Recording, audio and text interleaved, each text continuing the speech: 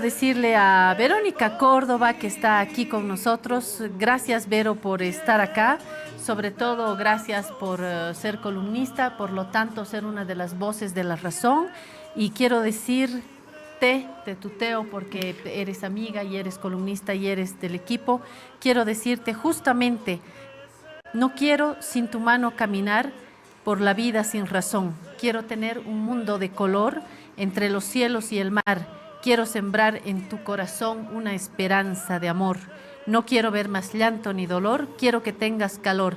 Quiero ser libre contigo, Verónica Córdoba. Gracias por estar acá. Gracias por estar al lado de la vida de la razón y de la mía también. Te hemos invitado, Vero, porque acabas de estrenar y yo me he mirado desde el minuto 1 hasta el último minuto con mis ojos como un búho, este documental, Noviembre Rojo. ¿Por qué? Muchas gracias, Claudia. Realmente es para mí una gran alegría estar aquí hablando contigo sobre este proyecto que Y además, enterarte de que ahora vas a poder descargar tus facturas como profesional además, independiente. buenas noticias hoy, ¿Verdad? Sí. No, la verdad es que este es el proyecto. Yo recuerdo mucho haber hablado contigo de este proyecto ya el año pasado, meses que sido gestando, ¿no? En los momentos más oscuros, más tristes, más dolorosos de la cuarentena, de la pandemia, de la dictadura. Yo creo que el único consuelo que yo he tenido en todo ese tiempo ha sido el volcar toda esa pena, volcar ese dolor en un proyecto, ¿no? En algo que me permita de alguna manera exorcizar todos esos demonios. Y ha sido un proceso largo, ha sido un proceso eh, sacrificado, penoso, pero finalmente está ya empezando a nacer la guagua y es, creo, para mí una especie de respiro, ¿no? Un alivio. Es esa exhalación, ¿no? Después de una inhalación de mucho tiempo. Para una cineasta como es Verónica Córdoba, bueno, Verónica Córdoba ha estudiado comunicación, allí nos conocimos en la universidad, pero luego se consolidó más bien en su esencia de cineasta en Cuba, posteriormente en Noruega, ¿verdad, Verónica? Donde ha Sí. terminado un doctorado en guión cinematográfico, No, mi ¿no? maestría es en guión. El doctorado es en teoría del cine, estudios culturales. Esto quiere decir que Verónica ha hecho un camino largo, académico, y un camino con sus propias manos desde que se fue, bueno, acá ya en la universidad se notaba que le gustaba tejer a mano, pero en Cuba creo que ya ha aprendido a hacer teoría paralelamente a ir haciendo, ¿no es cierto? El doctorado sin duda es un marco más teórico, pero que en el campo del cine creo que adquiere un sentido en la medida en que se haga eso, en que se haga cine y en que se haga relato y en que se haga historia. Creo que este documental, Vero, no saca a nadie de la pobreza, un ensayo como lo has nombrado, un ensayo no te saca de ninguna pobreza, no es un proyecto comercial como tal. Me parece que definitivamente es lo que ya has hecho en Di Buen Día, Papá, ¿no? Es cine de autor. Creo que esto es un documental de autor también. ¿Me equivoco? Sí, por eso yo he querido llamarlo ensayo audiovisual, porque en realidad es un punto de vista, ¿no? A veces estamos como un poco acostumbrados a ver el documental como un reportaje, es decir, como una obra periodística en la cual el realizador básicamente hace parte contraparte, ¿no? Y trata de describir datos de la realidad. Y yo lo que quería era separarme de ese enfoque, porque no se trata de eso.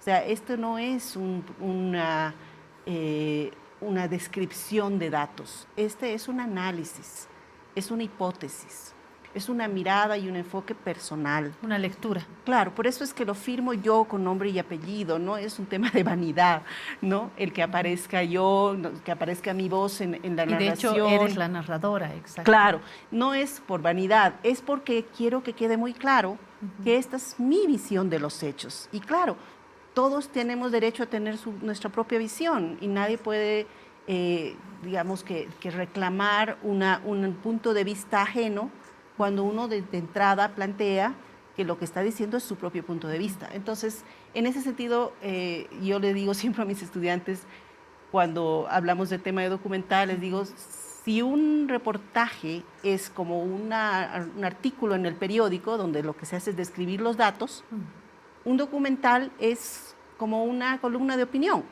donde lo que uno hace es decir su punto de vista sobre los hechos. Y eso es lo que es este proyecto. Pero no porque sea una columna de opinión quiere decir que uno se lanza cualquier idea loca, ¿no? Claro. Acabo de pasar a nuestro productor para que podamos ver la presentación audiovisual. De repente a usted que nos está viendo le grafica mejor esta presentación. Si la tenemos lista, la podríamos pasar.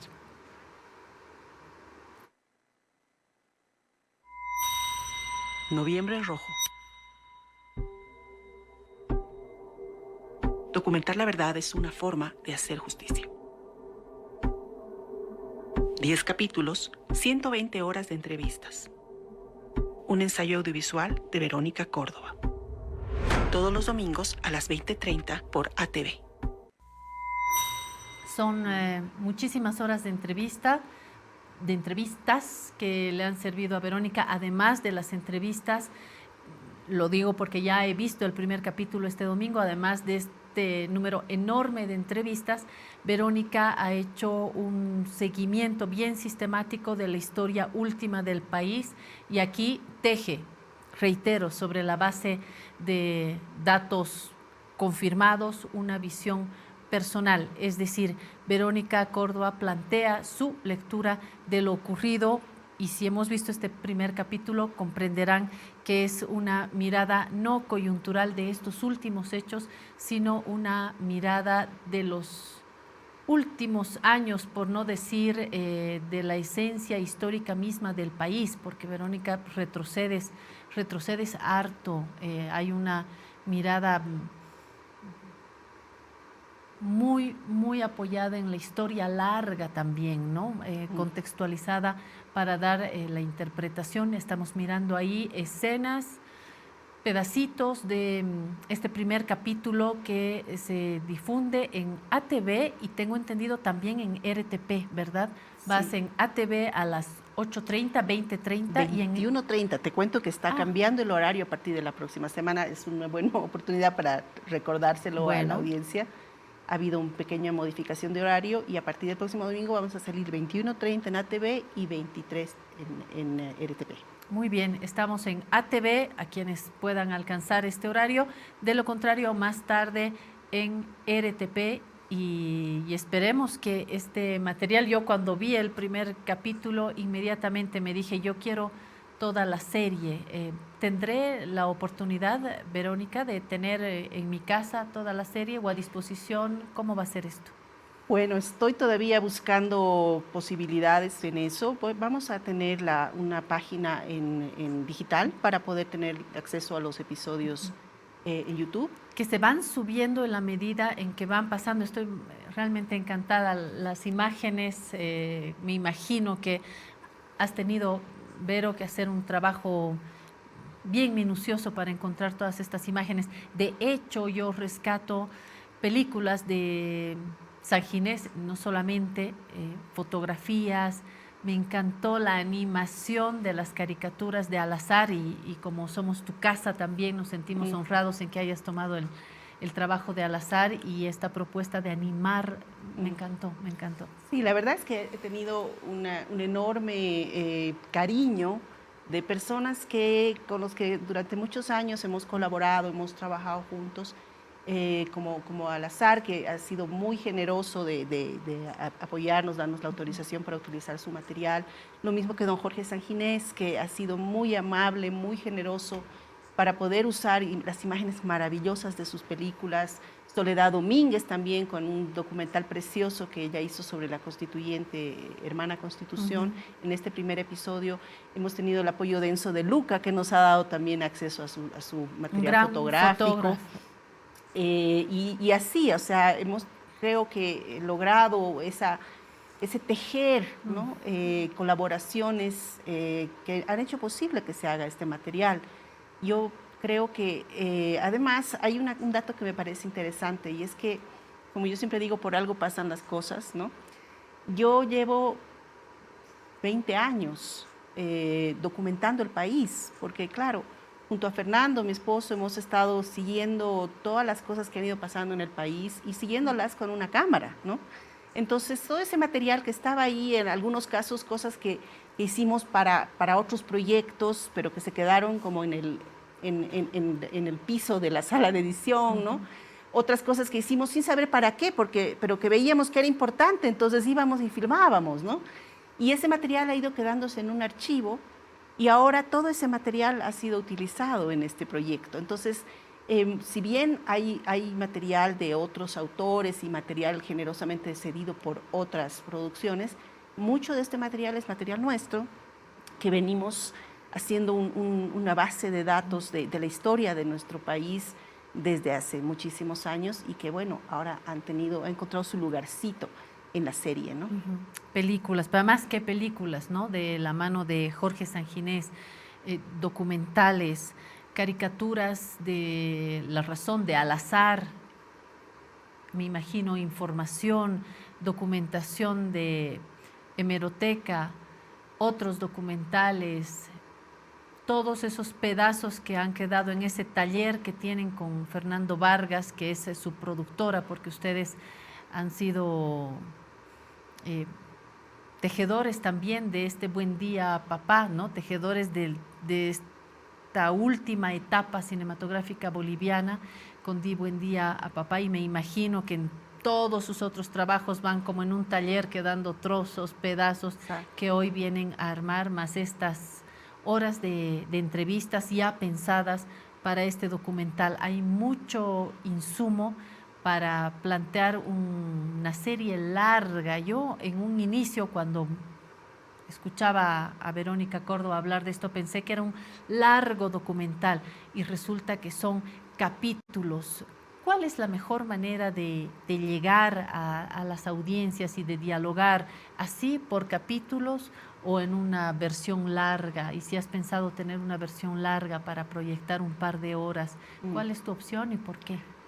Mira, yo creo que la audiencia cada vez más está ahora familiarizada con la idea de serie, debido a que, bueno, ahora hay mucha más posibilidad de poder acceder a plataformas de streaming y poder ver, como se dice en el neo español que tenemos ahora, bingear, ¿no? Lo que le llaman los chicos. ¿Qué es eso? Que es pasarse todo el día viendo una serie, por ejemplo, del capítulo 1 al último. Pegarse una sobredosis de amor ahí, Lo ¿no? que hacíamos en la pandemia, ¿no? Claro. Lo que hacíamos en la cuarentena, sentarnos y empezar con uno y luego ver otro y Sí. otro. Y cuando te das cuenta, has visto 5 horas seguidas sin moverte de tu casa. Eso es algo que cada vez es más familiar, ¿no? Cada vez más personas lo hacen. Ya no es impensable el ver 10 horas de material de un tirón. ¿Se va a ir liberando entonces, Vero? Sí, Este capítulo, por ejemplo, este que yo ya capítulo vi. va a salir ya hoy, está previsto que salga ya a redes, ¿no? Y cada semana, el domingo estrenamos en televisión abierta y el miércoles salimos en redes. Ok. Y después, bueno, ahí Cuando le dices lanzo a en la redes- razón la posibilidad de sacar también unos DVDs para los Sí, que no tienen acceso a aceptamos. internet. Me parece excelente. Que sería la idea. muy lindo hacerlo más adelante, ¿no? Ahora, por compromisos, digamos, de tipo de difusión con las redes con las que nos están colaborando también para salir al aire, estamos teniendo un cierto cuidado, ¿no? De que todavía no circule Claro. hasta que se estrene. Se estrena en estos 2 canales de televisión, reitero, RTP, ATV, en estos 2 horarios, en ATV 21:30 y en RTP a las 23. 23 horas tiene estos 2 horarios, y una vez que se libera el capítulo, hoy miércoles se va a liberar, entiendo, el primer capítulo capítulo. uno. ¿Dónde lo voy a buscar? Estamos creando nuestras propias páginas, Noviembre Rojo, con ese hashtag, ¿no? En Facebook y en YouTube, para que a través de esas plataformas podamos circular lo más ampliamente posible. Como tú bien decías, este no es un proyecto comercial, ni mucho menos, ¿no? Es un proyecto hecho a pulmón y es un proyecto que adquiere sentido en su circulación lo más amplia posible, sin ningún tipo de restricción comercial, porque de otra manera toda esa generosidad que hemos recibido sería impensable, ¿no? Entonces, lo que yo quiero es que sea un insumo para pensamiento, para debate. Justamente me he tomado el tiempo de hacerlo porque no quería que sea una cosa coyuntural, ¿no? No se trata de responder a la coyuntura, se trata de crear una documentación que dentro de muchos años todavía nos sirva de referencia para comprender esto que hemos vivido. Yo siempre le decía a Fernando cuando estábamos trabajando, decía yo veo este proyecto como un legado a mi hija, ¿no? Para que dentro de 10 años ella pueda entender esos recuerdos dispersos que seguramente tendrá de lo que ha sido el 2019, de escuchar los ruidos en la calle, de ver las barricadas, de vernos a nosotros reaccionando a lo que sucedía y ella todavía niña sin poder entender bien qué cuernos estaba pasando en el país. Y que dentro de unos años, cuando ella tenga ya la necesidad de alguna manera comprender lo vivido, tenga unos insumos que sean más profundos, más meditados y no solamente una respuesta coyuntural al calor de las pasiones políticas, ¿no? Estoy segura, hablando de pasiones políticas y de lecturas, que en este momento más de una persona que nos está viendo, Verónica, debe estar preguntando desde su teléfono o su computadora, ¿masista o pitita? ¿Cuál es la lectura? Porque hoy pareciera que sí, no hay... Todo es dicotómico, ¿no? Sí. Mira, yo creo que mi trabajo se enmarca en la humanidad de lo vivido, ¿no? O sea, he tratado de hablar con personas de ambos bandos. Algunos no han querido hablar conmigo, entonces he respetado su decisión de no querer participar en el proyecto, porque claro, yo desde... Bueno, prefiero no mencionar nombres ahora. ¿Así lo dejaremos? Sí, así lo dejaremos. Bueno. Lo que pasa es que yo desde el momento en que se dio el golpe he sido muy clara en llamarlo así, ¿no? He sido muy clara en decir... Pero tu convocatoria ha sido plural, has llamado a... Totalmente. A y como que hay personajes... personas en el documental, hay jóvenes, por ejemplo, de la Unión Juvenil Cruceñista, hay jóvenes pititas que estaban en las calles bloqueando y hablo con ellos y son protagonistas del documental, así como lo son los del otro lado. Obviamente hablo con muchas autoridades del momento que eran masistas. ¿Por qué? Porque obviamente ellos tienen la información oficial de lo que estaba sucediendo y porque además fueron las personas que tomaron las decisiones en ese momento y entonces no puedes contar esa historia sin hablar con estas personas. También he hablado con historiadores, con filósofos, con politólogos, con analistas, con periodistas, con activistas, con gente de los dos lados, como yo decía, con una sola condición, que sean personas que tengan algo que decir, que vaya más allá de solamente plantear su posición política, ¿no? Más allá de la consigna también. Exacto, ¿no? Que sean capaces, y todos lo han sido también muy generosamente. Estamos planteando que una vez que esto más o menos salgamos de esta locura de terminar la serie, quiero hacer un podcast con las 70 entrevistas completas, porque creo que es un material que puede ser muy valioso para la documentación histórica. Tengo entrevistas de 4 horas cada una, con gente hablando de lo que sabe, pero también hablando de sus experiencias personales. Y ahí yo siento de que hay una humanidad en común que más allá de nuestras posiciones políticas puede permitir que nos encontremos y que nos miremos, porque todos lo hemos sufrido, todos lo hemos vivido de un modo determinado y a todos nos ha tocado de manera familiar, emocional, personal. Y creo que ahí está donde podemos construir ese puente, ¿no? Para evitar de que nunca más nos veamos unos a los otros como enemigos, que creo que ese es el objetivo último, ¿no?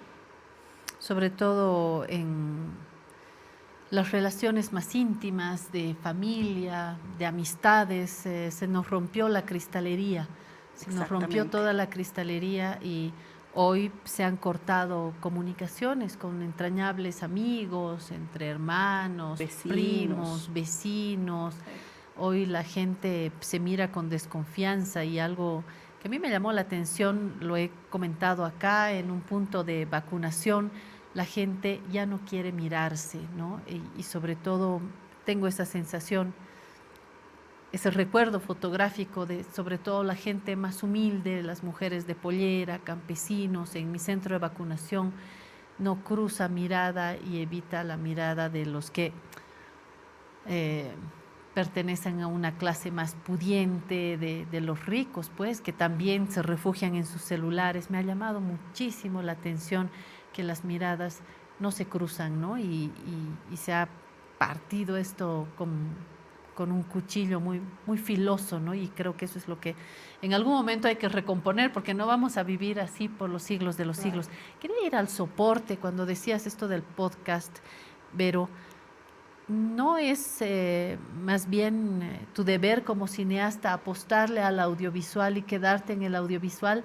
¿No se pierde una parte de la propuesta de tu ser cineasta también del audiovisual solamente al audio? ¿Cuánto se pierde y cuánto se gana solamente por el oído? Bueno, obviamente las películas son películas, no pueden ser otra cosa. A lo que me refiero con el podcast son las entrevistas, exclusivamente las entrevistas. Porque claro, una entrevista, ver el rostro sin corte. Ver el rostro del entrevistado es importante porque te expresa mucho la emotividad del momento, ¿no? Sin embargo, hoy en día el formato de podcast es un formato que es muy, muy útil, de alguna manera reemplaza la radio, ¿no? Y permite almacenar una cantidad enorme de información como lo es esta en archivos más pequeños y más ligeros. Entonces yo creo que vale la pena entrar también a este mundo que se nos ha abierto ahora. Yo entiendo que acá en Bolivia todavía el podcast es un formato que no tiene tanta llegada como en otros lugares, pero yo lo veo más como un legado a la historia del país, ¿no? O sea, no estoy buscando audiencia, estoy buscando memoria. Entonces, ahí hay una diferencia que creo que es clave. Yo siento de que es importante que cultivando la memoria construyamos estos puentes. Temo un poco, ¿no? La verdad es que el salir ahora en esta temporada con la serie me ha costado un poco, porque justamente con la sentencia a Yanine Áñez y toda la coyuntura se está generando una nueva polémica, una nueva división. Además, la sentencia salió el viernes en la noche y de pronto Verónica suelta el primer capítulo el domingo, ¿no? Claro, y la verdad es que no, si yo hubiera podido elegir, lo habría hecho de otra manera, pero la verdad es que dependo de también los requerimientos de audiencia, digamos, que pueden tener los medios que muy amablemente me están colaborando en sacar al aire este proyecto, entonces no podía yo realmente elegir mucho. Y me da un poco de miedo que sea alimento para la división en lugar de ser alimento para el diálogo, como me habría gustado. Sin embargo, siento de que esa necesidad de diálogo debe ir más allá de simplemente el esfuerzo particular mío, ¿no? Y siento además de que el dialogar no es aguantarse, ¿no? Dialogar no es mentirse, dialogar no es simplemente escuchar al otro y tragárselo tu opinión por miedo a hacerlo enojar. Yo creo que como en las familias, ¿no? Tenemos que sacar afuera, al aire, los problemas para luego recién poderlos resolver. Y mientras no nos expresemos, mientras no digamos lo que pensamos, mientras no quede claro qué pasó, yo creo que cualquier diálogo va a ser simplemente el meter la basura bajo la alfombra, ¿no? Entonces hay que ya airear, hay que sacar esa alfombra, sacar todo, abrir las ventanas y después recién vamos a poder otra vez sentarnos a discutir mirándonos a los ojos, ¿no? Que es lo que tú dices, que ya no nos miramos. Un columnista me dijo hace poco que esto del golpe, fraude o estas dos visiones partidas, estos dos pedazos del país partidos al margen de qué porcentaje hay de un lado o del otro, que es lo de menos, estas visiones tan polarizadas, tan alejadas, tan confrontadas, van a continuar ahí. Y me decía este amigo columnista, y nuestros hijos y nuestros nietos van a seguir, aquí no hay acuerdo. no hay acuerdo posible. No es pesimista, creo que más bien es un optimista informado, pero también hay que reconocer que sin esfuerzos ahora en lo audiovisual, en los textos que están saliendo también con las distintas miradas, sin este esfuerzo hasta los tataranietos seguiremos discutiendo. De repente podemos acortar estos plazos. He visto iniciativas interesantes en, por ejemplo, la Fundación Friedrich Ebert, de dialogar, de sentarse, de publicar, de confrontar ideas. Naciones Unidas también está viendo la manera de bordear, de sentarnos, no para mañana o de aquí a un mes decir hubo fraude, hubo golpe, no, pero sí empezar y no tratar esto en espacios estancos, ¿no? Ese es el temor que uno tiene cuando trabajamos en medios cinematográficos, audiovisuales, televisión, periódicos, ¿no? Porque además todo está como que esto es pitita, esto es masista, esto es del más de ayer, esto es del más renovado, y es bien complicado de esa manera. Sinceramente, en toda esa reflexión, no puedo negar que ha partido de una respuesta coyuntural a lo que está pasando alrededor nuestro, pero en el proceso de reflexión, en el proceso de escritura, de investigación, de conversación con todas estas personas y de montaje particularmente, lo que he terminado entendiendo es que lo que hemos vivido en el 2019 es un síntoma de una enfermedad que está mucho más atrás, que está mucho más adentro que estos 4, 5 o 15 años, si quieres llamarlo así. Tiene que ver con un proceso de identitario en nuestro país. O sea, hay un tema que está como un cáncer en lo más profundo del organismo de nuestro país, que es el racismo. Y este tema es el que ha desembocado en el 19 en una coyuntura política X de un modo dado. Pero que si no se hubiera dado el 19, se hubiera dado el 21 o el 24 o el 18. O sea, no es una cuestión tan coyuntural, es mucho más profunda. Y ahí es donde está la base de mi reflexión sobre la temática, ¿no? Y esa base es la que yo quiero conocer. Ahora no, yo también trabajo en serie, voy a cortar esto en dos, me voy a ir a una pausita y luego le voy a preguntar a Verónica eso, ¿cuál es la base, cuál es la columna vertebral de este Noviembre Rojo? De eso estábamos hablando, Verónica, de la intolerancia, ¿no? La intolerancia de no pienso como tú, entonces te destrozo la obra. No pienso como tú, entonces digo, esto es pitita y no vale, o esto es masista y no vale, y nos negamos al diálogo. ¿Cuál es la base, cuál es tu eje, tu columna vertebral? Quiero preguntar si has salido ya con una mirada y has buscado tus pedazos en tu taller para tejer esa mirada, o te has dejado sorprender por las entrevistas, o te has dejado sorprender por las personas y has ido esculpiendo tu mirada también en la medida en que ibas haciendo el documental, la serie.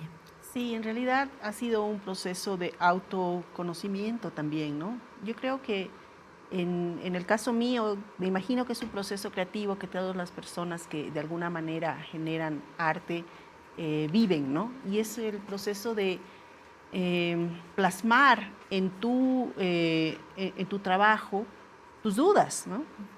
Plasmar en tu trabajo tus dolores, tus cuestionamientos. Y yo te digo la verdad, en el 2019 he salido muy, muy golpeada.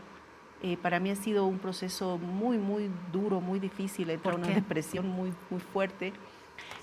Justamente por eso, ¿no? Porque encontrar a personas queridas, a personas que uno apreciaba y de pronto escucharlas decir cosas que no podías entender, ¿no? Tomar actitudes tan discriminadoras en algunos casos, el sentirse totalmente inútil, ¿no? Sentir de que todo lo que uno ha venido haciendo durante todo este tiempo no ha servido de nada porque no ha calado más allá que un milímetro de profundidad. En fin, ha sido un proceso de cuestionamiento muy duro para mí. Entonces, inmediatamente después nos viene la pandemia, la cuarentena, el encierro, y había mucho tiempo en las manos para seguirse lamiendo las heridas o para poner esas heridas a crear, ¿no? Y yo al final he llegado a ese punto y claro, no tenía nada muy, muy concreto, simplemente iba como acumulando material, lecturas, visionajes, ideas, y poco a poco iba montando simplemente una especie de palimpsesto, ¿no? de visiones. Y ya después en las entrevistas esto se ha empezado recién empezado a tomar forma. Porque claro, mis dudas a veces se veían respondidas por las certezas de otros, o a veces se veían alimentadas por las dudas de los otros. Y al final en ese diálogo es que se ha ido construyendo este proyecto más que otra cosa. Yo he ido a mis entrevistas sin tener muy claro qué estaba buscando, y ha sido en la mesa de edición en la que he ido encontrando un poco la estructura, la forma, las respuestas. Mis guiones han quedado en el basurero porque la verdad es que lo que uno pensaba que estaba haciendo, cuando se enfrenta con la realidad, se da cuenta de que es mucho más vívida y mucho más clara y mucho más interesante que lo que uno se imagina simplemente, ¿no? Entonces ha sido un proceso de encontrarme a mí misma, y en ese proceso de encontrarme a mí misma he encontrado también mi visión de los eventos, y he encontrado en los eventos una línea conductora, ¿no? Que tiene que ver con la demanda de participación igual en el país de todos los sectores. Y es una demanda que es centenaria, no es una demanda del 2019 para acá, ni siquiera del 2005 para acá. Es una demanda que comienza con Tupac Katari. Y esa demanda ha ido buscando sus canales y ha ido buscando sus maneras de interpelar al Estado, de dialogar con el Estado, de construir un Estado para todos a lo largo de los casi 200 años que tenemos como Bolivia. Y sigue sin encontrar las respuestas satisfactorias. Y el 2019 ha sido un síntoma de eso. Por eso digo, si no se habrían dado las condiciones que se dieron en ese año por muchos factores, se habrían dado el 20 o se habrían dado el 24, pero se van a dar eventualmente mientras no resolvamos el tema de fondo. Y el tema de fondo es que seguimos siendo un Estado sin un lugar igual para todos. Ese es el núcleo de una lectura. Yo creo que la ventaja de un documental, de un trabajo que arma en torno a la realidad, es que no podemos hacer spoilers, ¿no? Sabemos ya qué ha pasado. La pregunta es cómo interpretas y qué nos ha pasado en el país. Hablabas de heridas en lo personal, tu entorno, tu familia, tus colegas, tus amigos, tu país, de alguna manera te ha decepcionado. ¿Pensabas, Verónica, que estábamos más allá, que teníamos un camino mejor andado, y el 19 descubriste que no, que tu país estaba más pequeño de lo que tú imaginabas, algo así?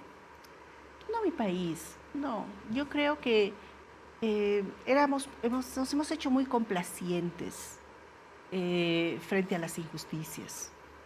Tan complacientes que hemos terminado siendo también provocadores de injusticias. Y yo me he cuestionado a mí misma, en realidad. He cuestionado lo poquito que he contribuido a que podamos ser más inclusivos, ¿no?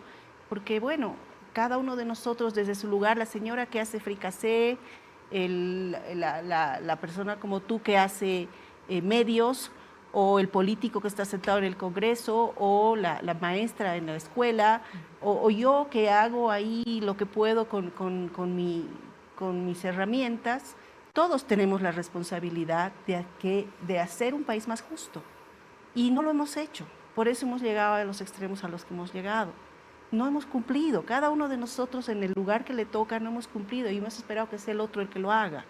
Y tener esa actitud tan complaciente, tan individualista, hemos contribuido todos a esa fractura, a esa división, a ese dolor, a esa tristeza, a esa injusticia. Y creo que ahí es donde yo me he sentido totalmente empequeñecida, ¿no? Y por eso he dicho, bueno, no puedo seguir simplemente golpeándome la espalda con un látigo.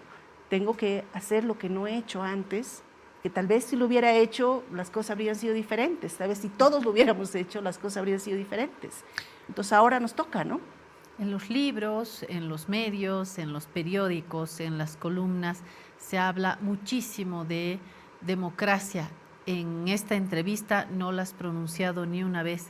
Creo que las palabras clave en el código, Verónica, en tu código son justicia, injusticia, igualdad, desigualdad. Sí, definitivamente, porque no puede haber democracia sin justicia y sin igualdad. La democracia es simplemente una forma de organización política, cuando más allá de eso está la organización social. La organización social nunca va a poder manifestarse democráticamente si es que no tenemos una forma de mirarnos unos a los otros como iguales. Y eso es lo que está fallando, no nos estamos viendo como iguales. Hay todavía esa visión señorial, colonial, que pone la voz de uno, la participación de uno, las oportunidades de uno por encima de los otros. Y yo creo que ahí es donde estamos fallando, y mientras eso no se resuelva, cualquier democracia que nos planteemos, cualquier manera de organizarnos políticamente va a estar fallida. Entonces tenemos que ir más atrás, tenemos que ir más adentro, tenemos que ir más abajo, tenemos que ir más lejos, de solo mirar la pequeña coyuntura del momento actual, la fuerza política A, la B. Eso es una manifestación de algo más profundo.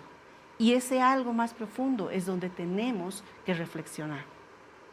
¿Cuántos capítulos nos quedan? Hemos visto uno el domingo. Sí. ¿Cuántos más nos quedan? Nos quedan 9 más. Empecé con la idea de hacer 8. El plan original eran 8. Pero en este trabajo de editar se me ha ido alargando. Ahora está en 10. Espero que se quede ahí. Se va a quedar ahí por ahora, ¿no? Porque ya el tiempo no nos da para más. También creo que el ya salir al aire ha sido como ya ponerle un paro, ¿no? Porque si no hubieras terminado en 17 probablemente. Porque hay mucho siempre que decir, ¿no? Hay quienes me dicen, ¿cómo pues tanto, no? Y a ratos yo también me digo, ¿cómo pues tanto? Pero es que son muchos temas, ¿no? Y es justamente la apuesta por lo profundo, ¿no? La apuesta por ir más allá del dato y de la coyuntura, la apuesta por evaluar aspectos diversos de los datos y poder plantear ahí insumos para el diálogo, ¿no? Esa es mi apuesta en este proyecto.